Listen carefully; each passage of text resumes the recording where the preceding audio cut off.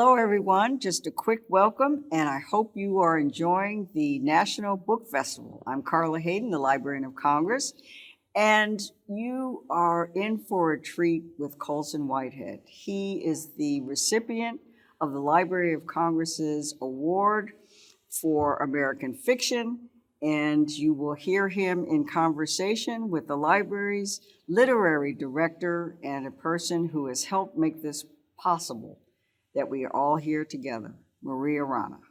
Thank you, Dr. Hayden. Hello and welcome to the National Book Festival. My name is Rob Casper from the Library of Congress. I'm here with the 2020 Library of Congress Prize for American Fiction winner, Colson Whitehead, whose featured book at the festival is The Nickel Boys.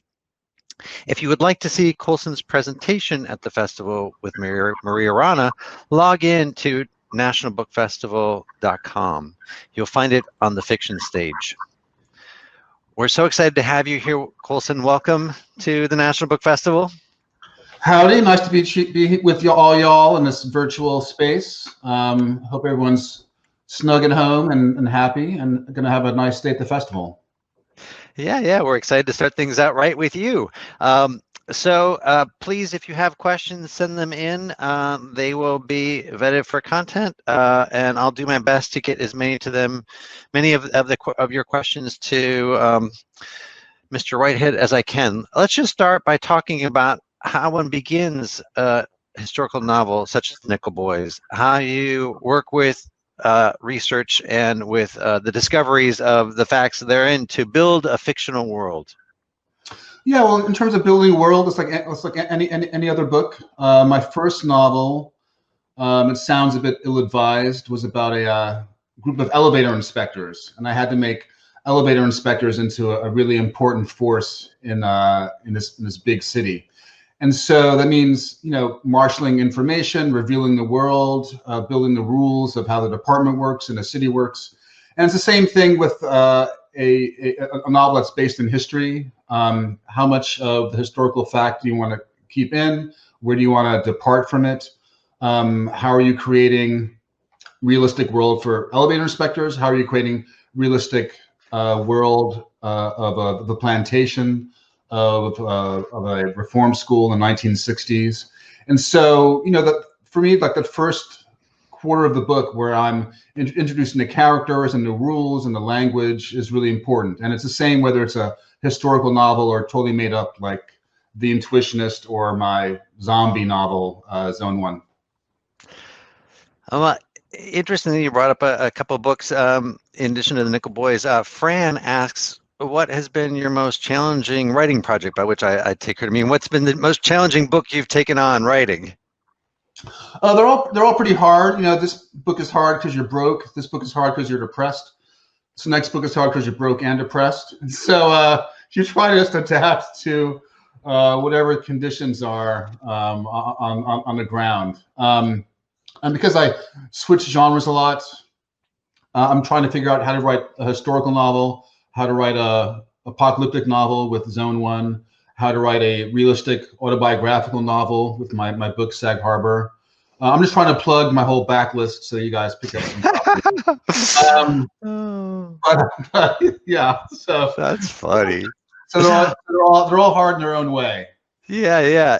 Is there a genre that you feel most comfortable in? That's Katie's question, and I wonder, you've done so much in these different genres, or is there one that you enjoyed more than others? It's always the last book, and so I finished a book in June. It's coming out next year. Again, I'm plugging all the books, everything I've written. I'm plugging here, and it takes place in Harlem in the '60s. And so, because I've lived with that voice for a year and a half, it's very comfortable to me, and I know how the narrator talks. I know how the characters act. And so, when people ask me, what's my favorite book, it's always the one I've just finished or the one I'm thinking about starting, because that's where most of my interests are. Will it work? Did it work? I'm glad I didn't screw it up, and I can just sort of bask in the fine accomplishment of finishing a book.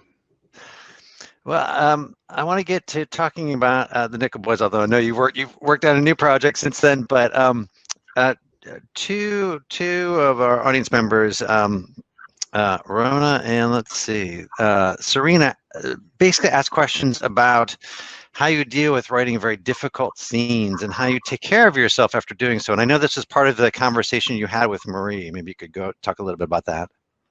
Yeah, well, I mean, I usually write a more serious book and then a lighter book with more jokes. You know, both those directions talk about, you know, both the serious and the humorous address different parts of my personality. I followed up the Nickel Boys. I followed up the Underground Railroad with the Nickel Boys, and those are two sort of books that deal with heavy topics. So that was new for me, and definitely towards the end of Nickel Boys, I felt very depleted. I think if I was angry or sad every day, I couldn't create art, and so the subject of slavery, the subject of the abuse in a reform school, had to be held at a distance on the day-to-day, you know, basis. And then weird things happen with Underground Railroad. I could write about the abuse every day and the plantation brutality. And then one day I thought, oh, I'll watch 12 Years a Slave. I hadn't seen it. Maybe I'll get some slang or a period detail. And I couldn't watch it. I could put on the page every day, but I couldn't see actors going through what I was describing. It was too painful. So I've never finished that movie, and it'll be a while before I see a movie that's set in the time of slavery. And with the Nickel Boys, you know, the last 6 weeks were very hard. I think just I was so invested in the boys, and I had set them on this course 2 years before. And as I approached the end, I felt very bad. I felt a duty to the real life survivors of the school, not to mess up their story. It's not a direct historical representation, but I want to, you know, address the truth of what happened to them.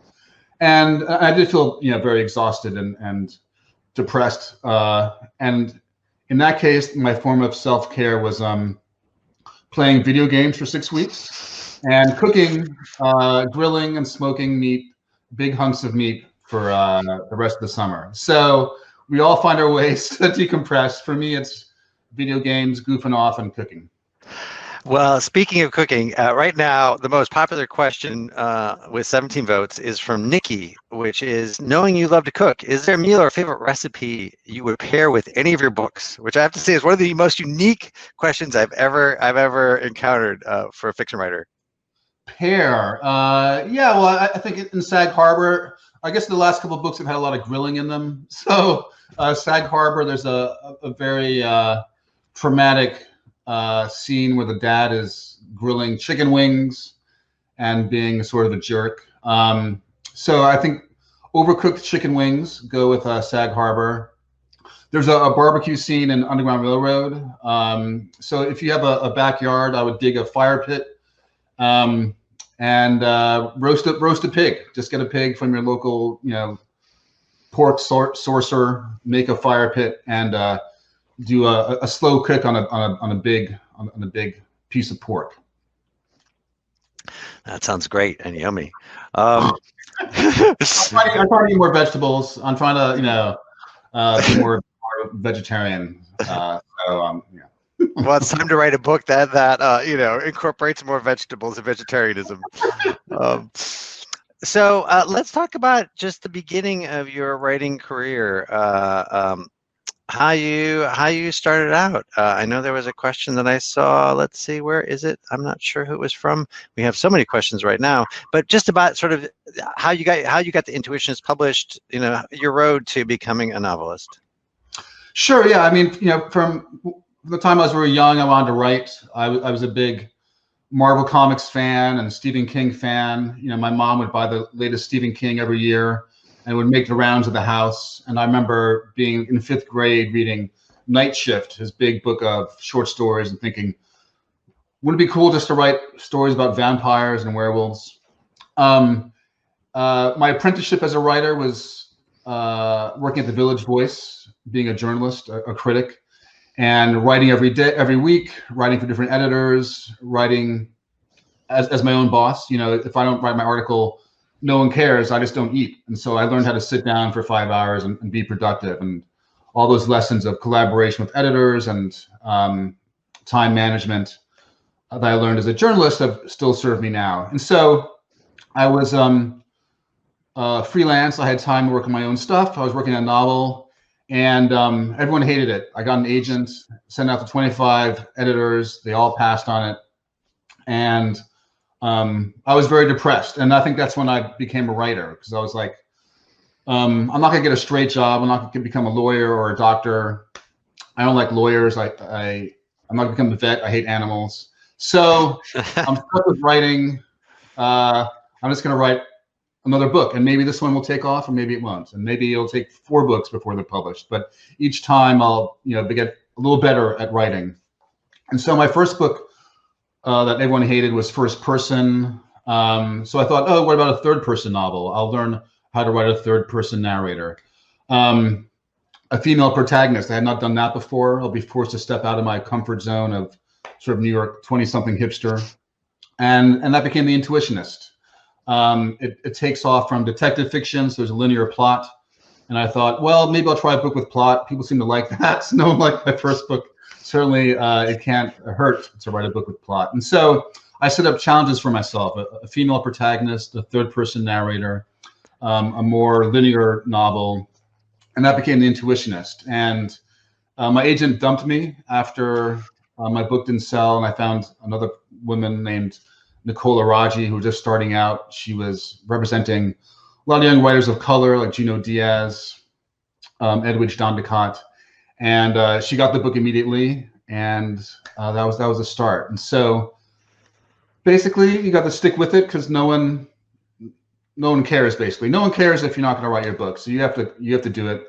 No one else is going to do it for you. So write the first page, and you're 1 page closer to the end. Write 5 more pages. You have 6 pages. You're that much closer to the end. If I can see the end in sight and making progress, I'm happy. So whether it's like a children's birthday party or a novel, if I'm making progress towards the end, I feel good. I just want to follow up with a question from Catalina, who that's related to this. She asks, can you speak of the role of discipline and organization into your writing process for a book? Right. I mean, people have their own processes. Some people have to write every day. That seems like a big imposition on my time. I want to write every day, but if I can do, 8 pages a week, it could be Monday, Tuesday, and Saturday and Sunday, I'm pretty happy. 8 pages after a month, that's 30 something. After a year, that's 300 something. And that's like a novel. So again, every paragraph is bringing you closer to your realized vision. Other strategies. I outline a lot. I think in 6th grade, my English teacher said, have a topic sentence and organize your paper before you start. And so I organize my books before I start in this, sort of dorky way. And I have to know the beginning and the end. The middle can be, not as realized. I might not know all the names of the characters or how they talk, but I know the beginning and the end. And things change as I get further along, and the book changes. The characters change, but I have to know the ending. And so for me, outlining is very important. For some people, they just write every day, and like the muse comes and is like whispering plot points in your ear and dialogue. The characters are talking to you. That doesn't happen to me. There's no muse in New York. The muse is trapped on the 7 train. There's a trash fire. Can't get to my house. So I have to have an outline. And each day when I start, it's, introduce the superintendent Spencer, describe the school grounds, introduce Turner, the Christmas pageant. And those are like 1 or 2 page, 1 to 3 page daily assignments. And I'm just going in a linear fashion through my outline. But again, everyone works their own way. So whatever works for you, you should do. As a follow-up, Brenda asks about the editing process, and it'd be interesting to talk about in terms of how you've worked with Nicole and the editors at your presses, but also if you've ever been asked to change something, a line or a paragraph that you felt strongly about, and how you negotiated that. It's it's a collaboration. I trust my editor's talents. I trust my vision for the book, and if something I want to keep, I keep it. If there's something my editor feels strongly about, we'll discuss it and I'll change it. You know, nothing I do is so precious that it can't benefit by other people's input. And so, and I think being a journalist helped me with that. You know, the music editor has this type of stuff they like. The book editor has this type of thing. The TV editor likes it if you drop like highbrow terms, because this was the early 90s. So like if you're talking about TV in a highfalutin way in 93, he really liked that. And so each editor had their own sort of shtick. And I became aware of the first person who was going to read my article. And that's a good, I think, way to be. Like, you're not just out there performing for yourself. I mean, you are, but someone is going to see it, and you should be aware of the reader's passage through the article, through the book. You're massaging their travel through your manuscript, and I think it helps to be aware that it's not just you; other people are going to see it. Here's a really interesting question that's specific to historic fiction from Rebecca. She says, on language, how do you think about getting into speech patterns that ring true to us as modern readers, but are also true to the historical time? Yeah, I mean, I read a lot of primary sources, and so the cadences and rhythms of speech and slave narratives were very helpful for Underground Railroad. I think I've always been good at slang and like impersonating people. So it's not as hard with a book that takes place in the 60s. You know, I was born in 69, but obviously a lot of the pop culture I encountered in my early years was from the 60s. But, you know, Negro versus Afro-American versus African-American, where versus colored, where in 1963, when the Nickel Boys takes place, where are we on that journey through Black identifiers? With the Underground Railroad, I was reading slave narratives and keeping vocabulary lists. The word scourge, for example. Scourge in contemporary vocabulary is a sort of hated person, object, despised. It kept coming up as a verb in these slave narratives. So I looked it up, and scourge in the 1850s means to flog or beat somebody. And so scourge starts to enter the vocabulary of the book as a synonym for beating and flogging. It's sort of grim work, but you know, why do they call the highway, they call it a road, a highway, you know, so language changes. And for me, going through primary sources gets me acquainted with how speech has changed over time, and how can I use it for my book. Thanks. Oh, I guess there's one more thing. Like, I think I did okay with Underground Railroad. I got a letter 5 years later from somebody who said they were doing the Times crossword puzzle, and it said that the word blizzard came into being like in the 1880s, which is sort of after the time frame of Underground Railroad. But I was not going to change it because it was too late, and who cares? So there you go. Totally.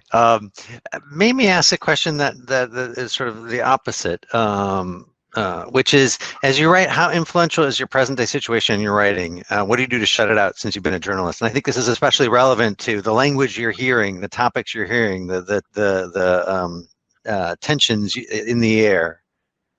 Well, I'm really in character when I'm writing a book, and I'm really concerned with this narrator I've created and the world, and sometimes the real world is intruding on the reality of the book, and sometimes not. And so Underground Railroad had nothing to do with what was going on in America. There are resonances between slave patrols and contemporary law enforcement, but that's just there. I didn't have to stress that. I wasn't thinking about law enforcement in 2014, 2015. The parallels between those two different periods were just there. I didn't have to elaborate upon them. With the Nickel Boys, I was thinking about, it takes place in '63, but I was just in a place, I was writing in 2017, 2018, and wondering if we're on the right path as a country. Should I be pessimistic or optimistic about the direction the country's going in? And that problem I was wrestling with is in the book in terms of the main characters, Elwood and Turner, with their optimistic and pessimistic views of the world. And so there's a bit of contemporary America in this book that's set in 1963. So it really depends on the particular project and whether contemporary concerns are important to it or whether it's in a weird bubble. You know, my book about New York is a series of essays about the city, and definitely the specter of 9/11 is in there. I wrote it in 2003. But there's no sort of there's an emotional emanation of 9/11 in there, but there's nothing really about contemporary times that informs the book. And so sometimes it's there and sometimes it's not. Yeah. Edward says that his book club will be reading The Nickel Boys in October, and he asks, what would you like to say to us about your book? It speaks for itself. I think I'm glad you picked it up. If there was something I wanted to add, I would have put it in the book. I hope you enjoy it. If I could summarize, you know, sometimes I'm asked, what was I trying to say? And if I could have said it, you know, in 4 lines, it would have been a tweet, or you know, it would have been an essay if it took 4 paragraphs. So thanks for picking it up, and I hope you enjoy it. Yeah. There have been a couple of questions about the Underground Railroad being made into a film. People are eager to hear if that's happening and what's happening with that. Do you have any news on that front? It's been a crazy journey. You know, it's the first time I had a book adapted. And usually my books have too many Black people to be adapted by Hollywood, but things are changing. And, you know, it was out for a month, and Barry Jenkins, who did Moonlight, wanted to adapt it, and Moonlight hadn't come out yet. So I just saw like I got a link on my computer to watch Moonlight on like a 4x4-inch window on my computer, and I was blown away. And he had a really great vision for it. And so it's being done by Amazon Studios. There's 10 episodes. They shot 113 days and then had to stop because of the pandemic. And then just in the last month, they went back and got those last 3 days. So it's done. They're editing, and it'll come out next year, supposedly. So it's very exciting. I've seen some footage. I went down to the set right before it shut down, and it was just amazing to see 150 people, you know, running around filming, trying to be faithful to something that I wrote 5 years before, like in my underwear in my office, depressed, and I'm like suddenly this just becomes this huge thing. So I didn't work on it. People sort of asked, you know, if I'd worked on it, I would not have written The Nickel Boys. And so I think I used my time well. I had one suggestion that they did not pick up on. You know, there's an actor named Walton Goggins who usually plays like the sort of redneck white guy. And I suggested that Barry on Twitter that he should play all the white people in a novel, like old lady, young boy, sort of like with makeup or CGI, like Eddie Murphy and like Dr. Dolittle or the Clumps. Just have Walton Goggins play every single white person. And I never heard back. I'm not sure what happened. Maybe he didn't see the tweet. Maybe he didn't, or maybe I haven't seen it. Maybe he did put Walton Goggins, and we'll all be surprised. We'll have to wait and see. So we have 2 questions, which are in essence the same thing, that have the most votes. One is, what are the 2 or 3 books you consider essential writing? And as a kind of compliment, what books are you reading right now? Any favorite authors? The first question was 2 or 3 books you consider, essential reading. Essential reading. I don't know. I mean, for me, 100 Years of Solitude was very important. As I mentioned, I grew up reading fantasy fiction like Stephen King and Ursula K. Le Guin and Peter Straub. You know, a lot of 70s horror and fantasy, science fiction. And so, senior year of high school, when I read Gabriel Garcia Marquez, and here was a so-called highbrow writer using the elements of fantasy. You know, I made this link between the stuff I liked and the stuff that was being taught in school. And definitely for the Underground Railroad, when I was looking for a model of how to use fantasy in the book, I went back to 100 Years of Solitude after you know 25 years, and was still in awe of what Gabriel Garcia Marquez did there. So, I think that's a book I can recommend without reservation to anyone. What I'm reading now, I think the pandemic has affected different people in different ways. Some people can't write. I was able to, finish a book, so I was glad. Unfortunately, I can only read stuff for research. I can't read for fun, really. Since the last 6 months, I get really distracted. I'm just like on my phone, like, did Trump do something crazy in the last hour? Social media is really distracting. But for Nickel Boys, I was trying to study how to write a short novel, novella, because I knew that the Nickel Boys would be compact and concise. So I was trying to see how other people deal with the problem of what to keep in, what to take out. And so Julie Otsuka has two great books, The Attic and When the Emperor Was Divine. They're really sort of slim and perfect. Mohsin Hamid, the last 10 years, has written a few short novels. The last one was Exit West. Has an affinity with Underground Railroad and its use of magic realism.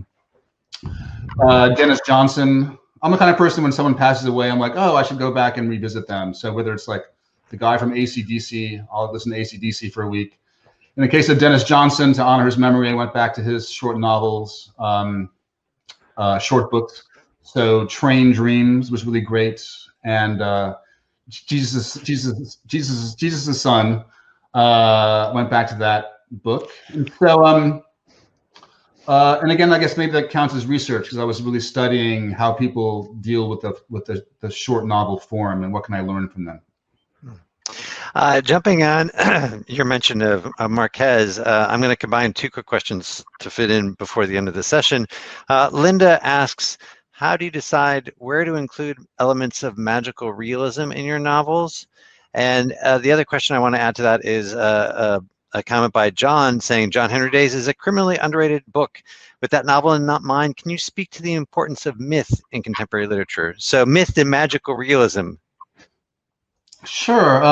Yeah, I think you used the right tool for the job. And so I knew from its conception that the Underground Railroad, I'm making this metaphor into a literal train, and each state is a alternative America, like Gulliver's Travels.